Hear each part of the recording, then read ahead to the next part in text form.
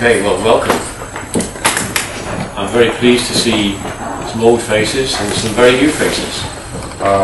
Всем, конечно, добро пожаловать, и меня рады видеть как и уже знакомые лица, так и совсем новые. As you can see, this is going to be video, and I hope that I'm going to give so much material during this long session that you can't possibly expect to absorb it all. У нас будет видеозапись, и это в силу того, что я буду давать столь большой объем информации, который за такую короткую, можно сказать, сессию, семинар нельзя будет полностью освоить, осознать. I'll give a very brief description of the significance of each diagram. Я дам краткое описание, объясню значение каждой диаграммы. And then I'll pass on. But if something needs to be clarified, ask a question, please. И затем я буду продолжать свое повествование, однако если возникает по ходу дела какие-либо вопросы, не стесняйтесь, задавайте. We're going to leave the diagrams up on the wall, so if you feel that you want to copy them, by all means do. Использованные диаграммы будут вешаться на эту стенку, поэтому если кому-то потребуется что-то освежить в памяти, записать, пожалуйста, делайте. And of course they will be photographed on the video. И, конечно же, каждая из них будет запечатлена в ходе видеозаписи. Because this is such a crucial stage in the development of humanity, так как это очень важный этап, веха в развитии всего человечества, I'm hoping that maybe you'll get together when I'm not here and talk about your progress in performing the exercises that I'm going to suggest that you pursue. И я очень надеюсь, что даже в мое отсутствие вы как-то организуете между собой встречу, поделитесь накопленным опытом, как идет ваше личное развитие, и также поупражняетесь в практиках, которые я предложу вам. And people who are seeing the video would be very grateful if you would send your name, address and email to me or to Liana, and maybe you can form groups in even more distant places.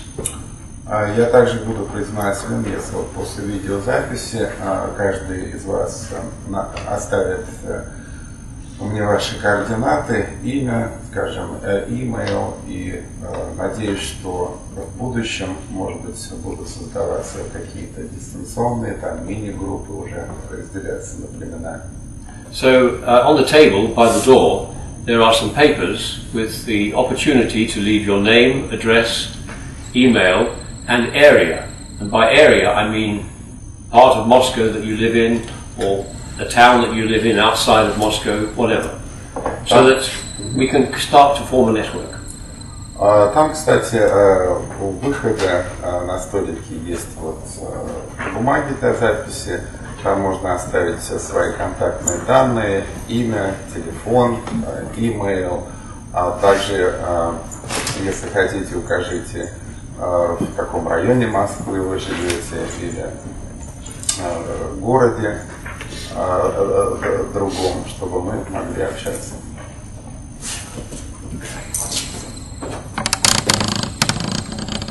So the supposed purpose of this meeting предполагаемая главная цель, приоритет нашей встречи is to develop the Moon-IQ rights.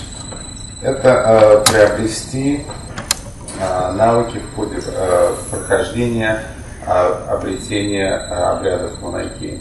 And I see a lot of people here who've had the Moon-IQ rights during my last or the previous visits. Я вижу здесь многих из тех, которые прошли как раз эти обряды Moon-IQ в ходе моего прошлого визита. And if anyone wants to have these rights, then we'll have to arrange another meeting because there's not enough time to do it today. И тех из вас, новички, которые хотят пройти эти обряды, потребуется отдельное мероприятие, встреча, потому что сегодня у нас, к сожалению, много очень присутствующих и недостаточно для этого времени. These rites were originally intended for the Inca shamans. Обряды эти впервые в древности использовались шаманами инка. And during our training, we were given the rites at very specific points in our development on the course. И в ходе прохождения этих обрядов мы как раз будем делать такие зарубки, отмечать вехи в ходе нашего прогресса, прохождения всего этого курса семинаров. When I've given the rites to people, I've explained what the purpose of the individual rites are. Когда я давал людям, ученикам обряды, я объяснял значение каждого из них. And I'll do that in brief today as well, so that you understand. И я также буду давать эти пояснения и сегодня, чтобы всем было понятно.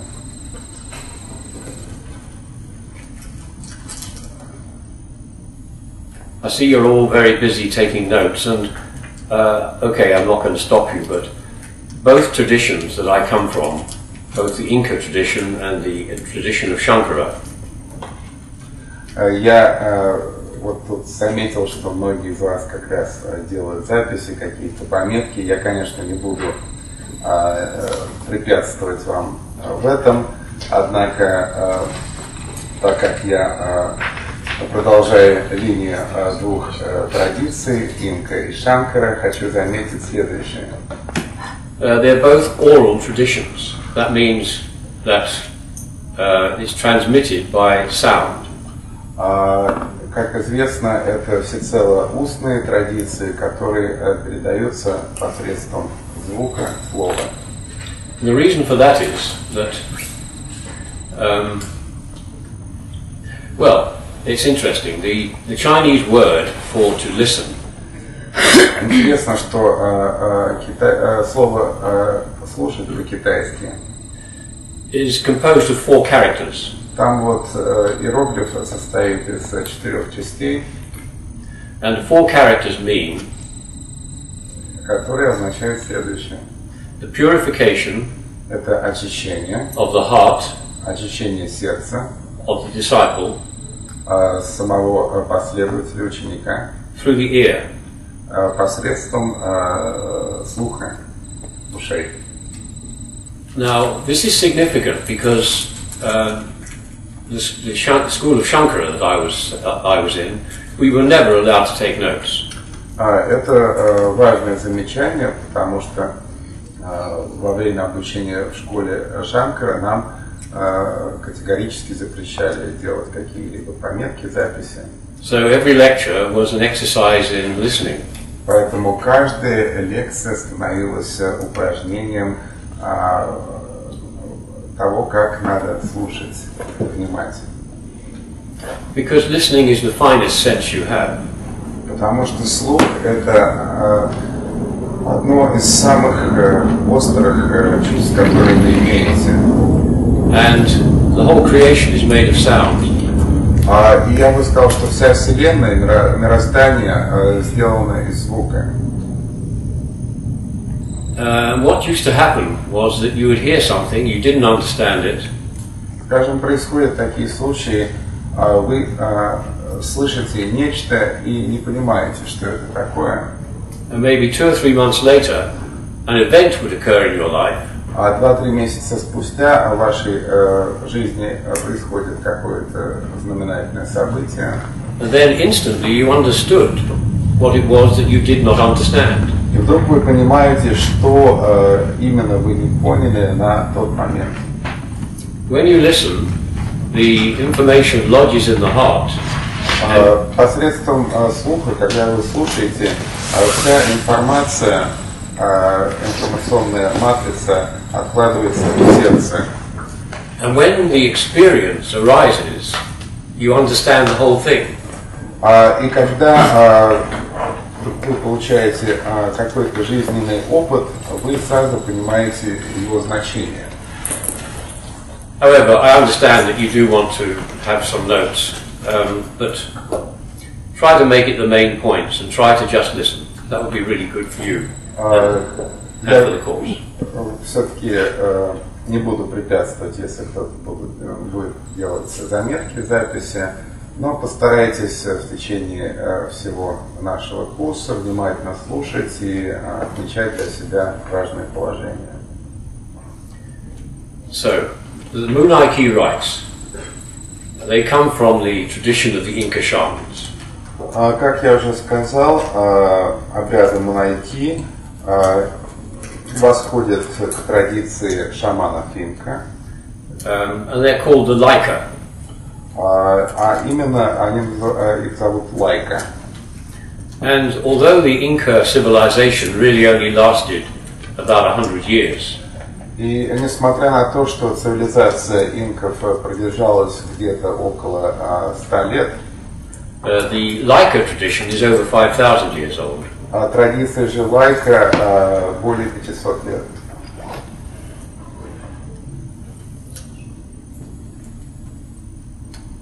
And basically what happened was that the Spanish invaded Peru to come and get some gold. И вот если произвести краткий экскурс в историю, испанцы вторглись, захватили Перу, чтобы обогатиться золотом.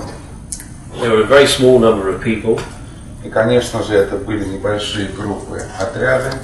but they were clad in armor Но так как они были облечены в доспехи and mounted on horses. и ездили верхом на лошади. And when the Inca saw this, they thought this was one composite person. И когда индейцы инка видели этих всадников, они думали, что это какое-то вот мифическое совокупное существо, нечто вроде кентавра. And it was very easy for them to believe that these guys were gods. И, естественно, они могли легко поверить в том, что это были воистину боги.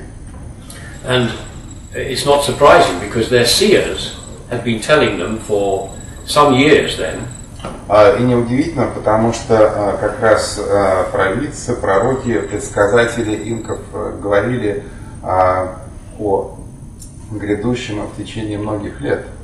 that a great change was about to occur. И при этом они упоминали о том, что будут происходить значительные изменения, важные события. So at first they bowed down to these strangers and gave them all the gold they wanted. Поэтому, естественно, вначале население преклонялось перед этими вторженцами и отдало все золото, которое они имели. They said that their declared intention was to bring the teachings of Christ.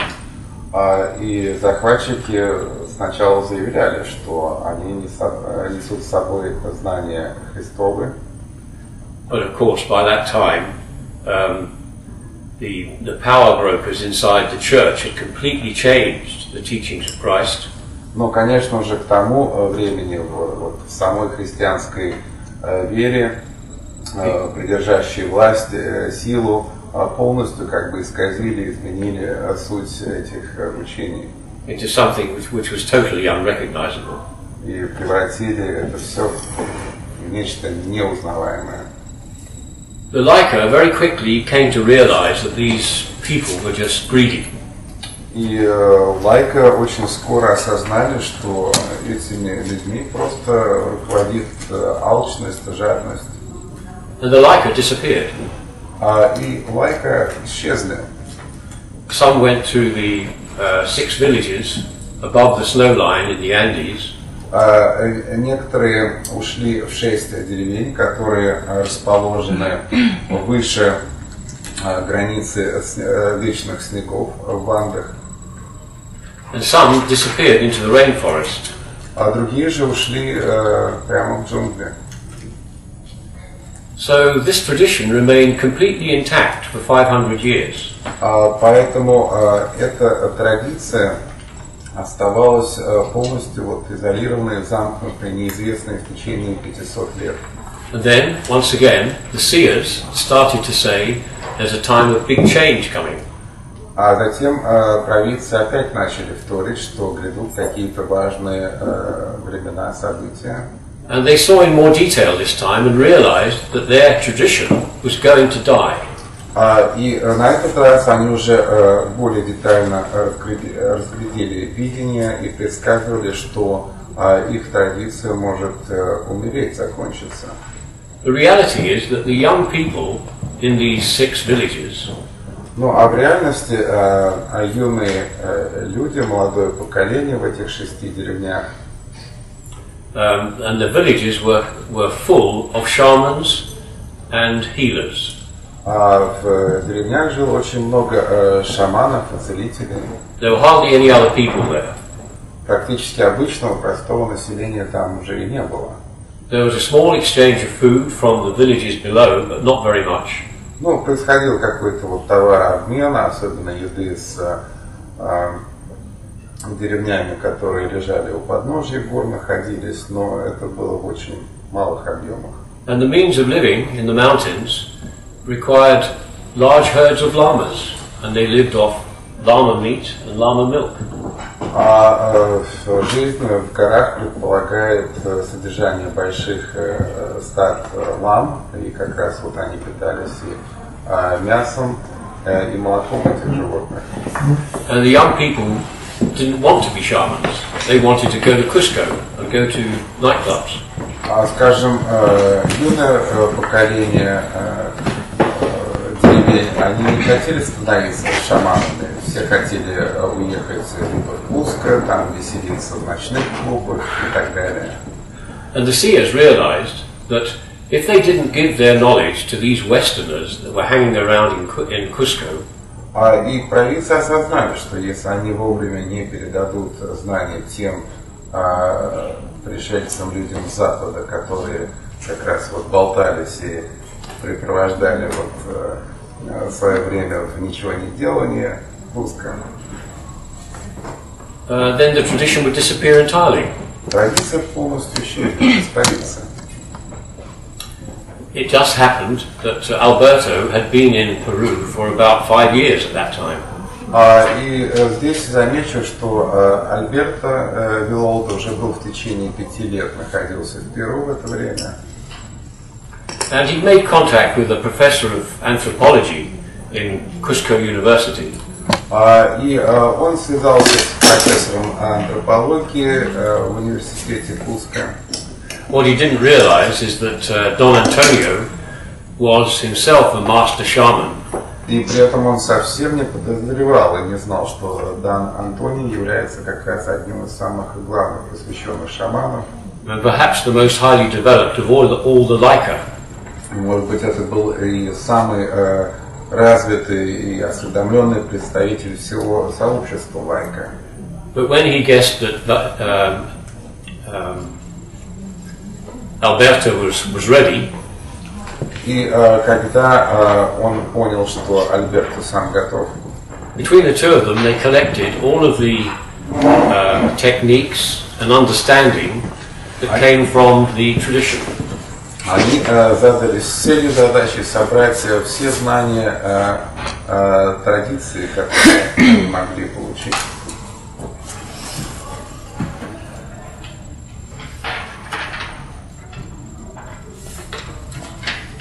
There were plenty of shamans in Cusco offering ayahuasca and other mind-altering drugs.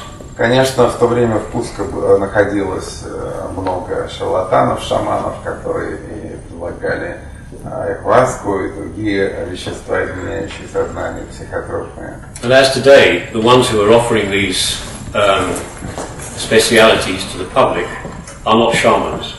Но хочу сказать, что вот все, кто предлагает такую экзотику туристам, посетителям, на самом деле не являются шаманами. The shamans do chew coca leaves. Шаманы They don't take ayahuasca. сами действительно всегда почти постоянно жуют листья коки, но не употребляют ayahuasку. So I trained with Alberto, But before that, I spent 30 years in the School of Spiritual Development. Я, конечно, обучался у Альберта, но до этого, в течение 30 лет, я также прошел обучение в школе по духовному развитию. And it's quite clear that the level of knowledge, actual knowledge that the shamans have, is not exactly complete. И мне стало совершенно понятно, очевидно, что тот уровень знаний, которыми обладают шаманы, он не совсем всецелостен или завершенным. Хочешь большего? Зайди на тайномира.ру и скачай.